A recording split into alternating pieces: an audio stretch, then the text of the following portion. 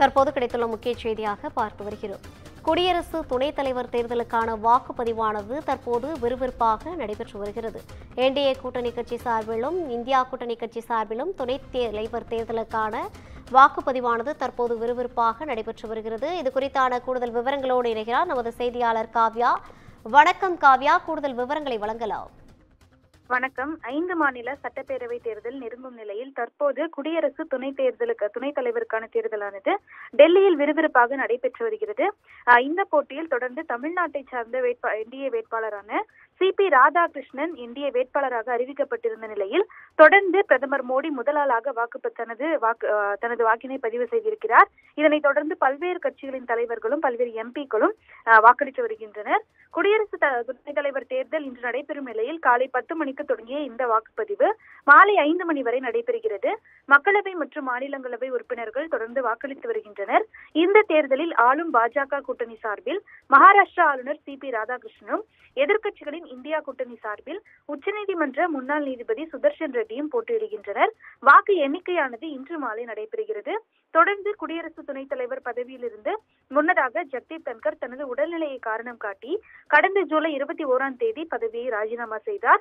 அவரது ராஜினாமாவை குடியரசுத் தலைவர் திரௌபதி முர்மு முன்னதாக ஏற்றுக்கொண்டார். இதையடுத்து குடியரசு துணைத் தலைவர் பதவி காலியானதாக அறிவிக்கப்பட்டது. போட்டி இருக்கும் பட்சத்தில் செப்டம்பர் 9ஆம் தேதி தேர்தல் நடைபெறும் என தேர்தல் ஆணையம் முன்னதாக அறிவித்திருந்தது. இந்த நிலையில்தான் தொடர்ந்து மத்தியில் ஆளும் பாஜக தலைமையிலான தேசிய ஜனநாயக கூட்டணி சார்பில் தமிழ்நாட்டைச் சேர்ந்த சிபி ராதாகிருஷ்ணனும், எதிர்க்கட்சியான இந்தியா கூட்டணி சார்பில் உச்சநீதிமன்ற முன்னாள் நீதிபதி சுதர்ஷன் ரெட்டியும் போட்டியிடுவதாக அறிவிக்கப்பட்டிருக்கிறது. தொடர்ந்து என்டிஏ கூட்டணி வேட்பாளரான சிபி ராதாகிருஷ்ணன் தற்போது மகாராஷ்டிராவின் ஆளுநராக இருக்கிறார். கோவையைச் சேர்ந்த இவர் கொங்கு வேளாள கவுண்டர் சமூகத்தைச் சேர்ந்தவர் என்பது குறிப்பிடத்தக்கது. RSS சித்தாந்தத்தை ஏற்றுக்கொண்ட இவர் அனைவரிடமும் சுமூகமாக பழகக்கூடியவர் எனவும் தொடர்ந்து இந்த தகவல்கள் அனைத்தும் பாஜகவினரால் பரப்பப்பட்டு வருகிறது. RSS சர்ச்சைகளில் சிக்காதவர் எனவும் தெரிவிக்கப்பட்டிருக்கிறது. கடந்த 1998 மற்றும் 1999ஆம் ஆண்டுகளில் நடந்த தேர்தல்களில் வெற்றி பெற்று மக்களவைக்கு இவர் தேர்வான நிலையில் மகாராஷ்டிரா ஆளுநராக 2024 ஜூலை 31ஆம் தேதி முதல் அவர் பதவி வகித்து வருகிறார். இவரை எதிர்த்து இந்தியா கூட்டணி சார்பில் போட்டியிடும் சுதர்ஷன் ரெட்டி ஆந்திராவில் ரங்காரெட்டி மாவட்டத்தில் உள்ள அகுலா மயிலாராம் என்ற சிறிய கிராமத்தில் பிறந்தவர்.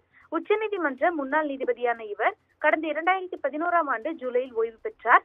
தனது பணிக்காலத்தில் வரலாற்று சிறப்புமிக்க பல தீர்ப்புகளை அவர் வழங்கியுள்ளதாகவும் தெரிவிக்கப்பட்டிருக்கிறது. கருப்பு பண வழக்கு விசாரணையில் மத்திய அரசு மெத்தனமாக செயல்பட்டதாக அவர் விமர்சித்திருந்தார். நக்சலைட்டுகளுடன் சண்டையிட சத்தீஸ்கர் அரசு உருவாக்கிய சல்வாஜூடும் அமைப்பை சட்டவிரோதமானது எனவும் அவர் அறிவித்தார். வேட்பாளர்கள் இருவரும் தமிழகம் உட்பட பல்வேறு மாநிலங்களுக்கும் சென்று தங்களது கூட்டணி கட்சிகளின் தலைவர்களை சந்தித்து ஆதரவு திரட்டினர். தொடர்ந்து தற்போது வரை நாடாளுமன்ற இரு அவைகளிலும் ஆளும் என்டிஏ கூட்டணிக்கு அதிக பெரும்பான்மை இருக்கிறது. மொத்தமுள்ள 542 மக்களவை உறுப்பினர்களில் பாஜக தலைமையிலான என்டிஏ கூட்டணிக்கு 293 உறுப்பினர்களின் ஆதரவு இருக்கிறது. மொத்தமுள்ள 240 மாநிலங்களவை உறுப்பினர்களில் ஆளும் கட்சி கூட்டணிக்கு 129 உறுப்பினர்களின் ஆதரவு இருக்கிறது. இரு அவைகளிலும் உள்ள மொத்த உறுப்பினர்களின் எண்ணிக்கை 786 என்ற நிலையில் 394 உறுப்பினர்களின் ஆதரவை பெறுபவர் அடுத்த குடியரசு துணைத் தலைவராக தேர்வு செய்யப்படுவார். என்டிஏ கூட்டணிக்கு 422 உறுப்பினர்களின் ஆதரவு இருக்கிறது. இதனால் சிபி ராதாகிருஷ்ணனுக்கு அதிக வெற்றி வாய்ப்பு இருப்பதாகவே பார்க்கப்படுகிறது. இந்த தேர்தலில் BRS, BJD ஆகிய கட்சிகள் பங்கேற்பதில்லை என முன்னதாக முடிவு செய்திருந்தன. தேர்தலில் பதிவாகும் வாக்குகள் இன்று மாலை 6 மணிக்கு எண்ணப்பட்டு முடிவுகள் அறிவிக்கப்படும் என தெரிவிக்கப்பட்டிருக்கிறது. தொடர்ந்து நாடாளுமன்ற கட்டிடத்தின் முதல் தளத்தில் அமைக்கப்பட்டிருந்த வாக்குச்சாவடியில் பிரதமர் மோடி முதல் நபராக சென்று தனது வாக்கினை செலுத்தினார். இதே போன்று காங்கிரஸ் மூத்த தலைவர் சோனியா காந்தி, அக்கட்சியின் தலைவர் மல்லிகார்ஜுன கார்கே ஆகியோரும் வாக்களித்தனர்.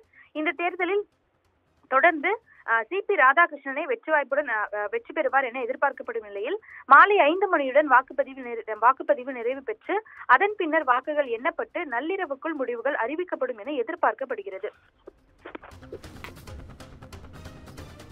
கூடுதல் விவரங்களை வழங்கியமைக்காக நன்றி காவ்யா.